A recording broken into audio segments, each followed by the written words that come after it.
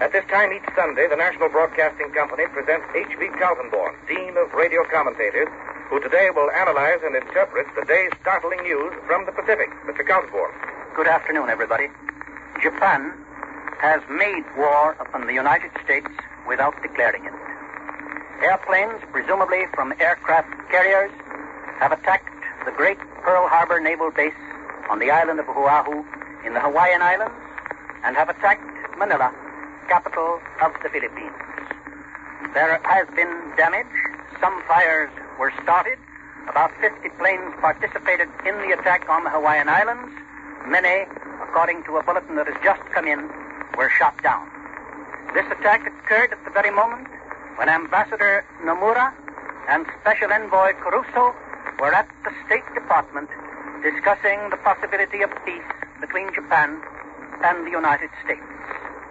We know that Japan set a precedent for this kind of attack in the Russo-Japanese War, when she attacked the Russian fleet without a declaration of war, while that fleet was not expecting attack. However, the United States was not unprepared for attack.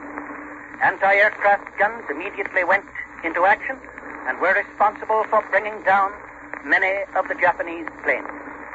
We have no details from what happened in Manila, but they may come along before this broadcast is finished. Let me now tell you exactly what happened in the order in which it developed here in the NBC newsroom. At 2:25 came the first flash. White House announces Japanese have attacked Pearl Harbor.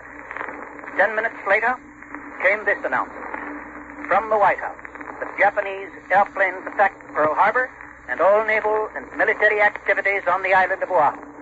That is the principal island of the Hawaiian group. It is the one upon which American military and naval establishments are located. It is a great fortified center of American military and naval strength in the center of the Pacific. White House Secretary Early received the information from the President, who presumably received it directly from the Navy. And his announcement said, the Japanese have attacked Pearl Harbor from the air and all naval and military activities on the island of Oahu, the principal American base in the Hawaiian Islands. That announcement was made to all press associations by telephone, and immediately after making it, Mr. Early hurried to the White House for conference with the President. The Navy refused to issue any statement on its own account and said that all information would be channeled through the White House. Following the attack on Pearl Harbor came news only 2 minutes later of the Japanese attack on Manila. The White House announced that the Japanese attack on Army and Navy bases at Manila was reported to the President. Then began the dispatches from private sources, from the press association representatives themselves.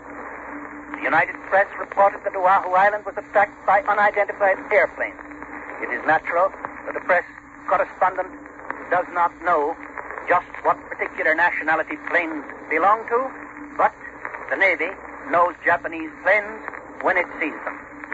Policemen and firemen were immediately ordered in a radio broadcast to go to the Army and Navy posts to which they were assigned in the city of Honolulu. The smoke of anti-aircraft guns rose over the Pearl Harbor Navy Yard immediately when the attack began. And heavy smoke also drifted up from Hickam Airfield in the Pearl Harbor area.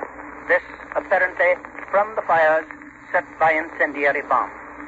Other witnesses said that fires broke out on Ford Island.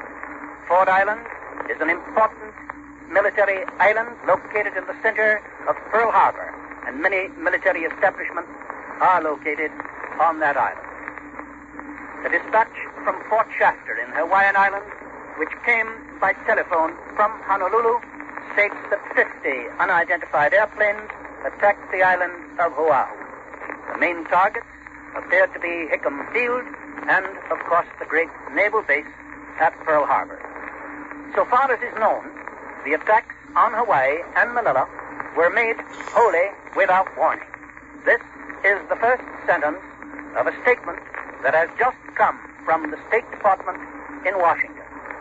The statement reads, so far as is known, the attacks on Hawaii and Manila were made wholly without warning when both nations were at peace.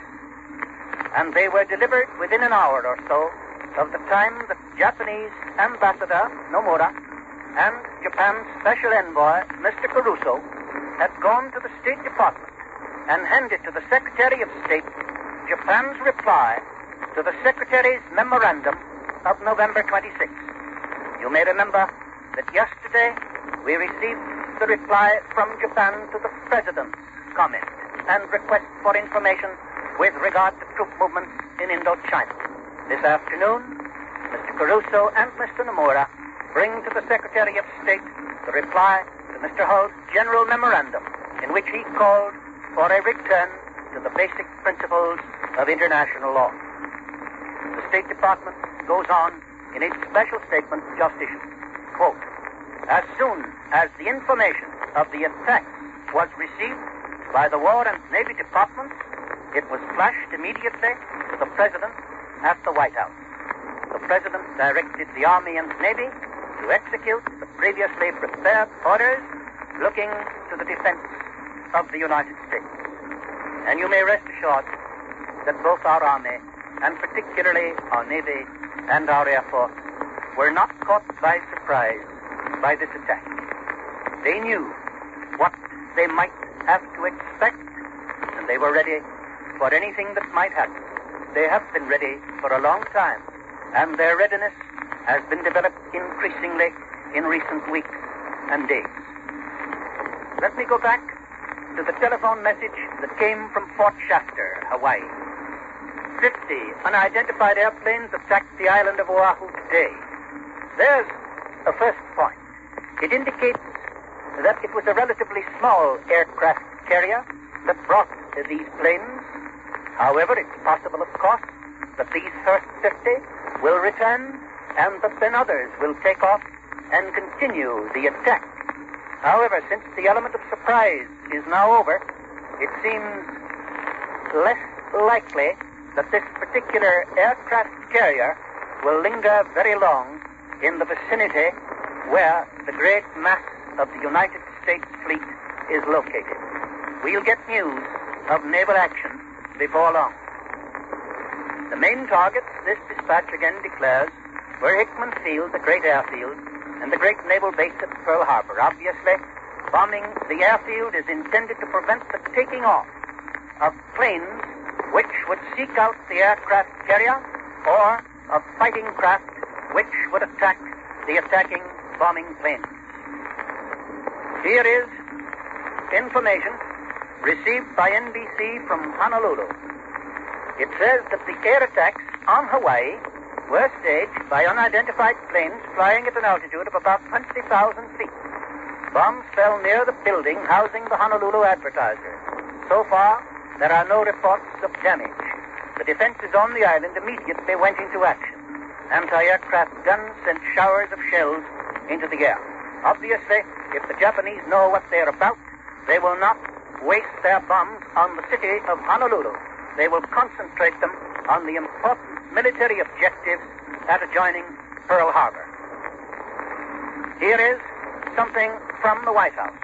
The President immediately called in the Secretaries of the War and the Navy and is now trying to contact his congressional leaders.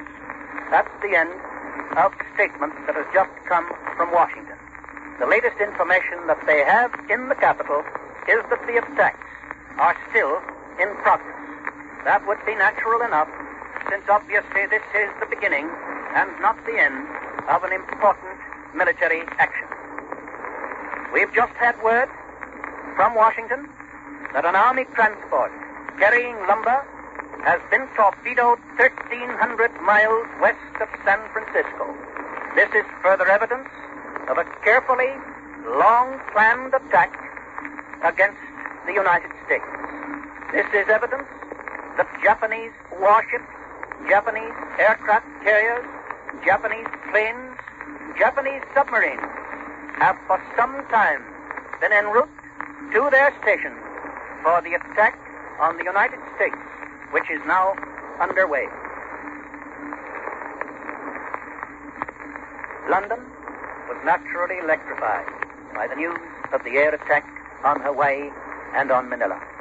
Official quarters in London had been alert for some signs of the first outbreak in the Far Eastern warfare, but they had not expected it to come from that area, which simply means that most of us had had our attention diverted by the movement of Japanese ships in the direction of Singapore.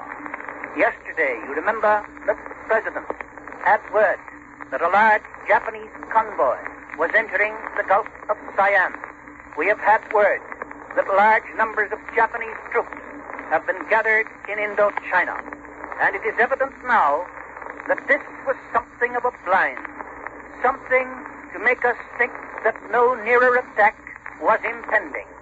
And obviously, it was all part of long-planned Japanese strategy to get all the advantage that comes when you get the jump on your potential enemy, when you are in action before he has had a chance to get into action, when you strike first.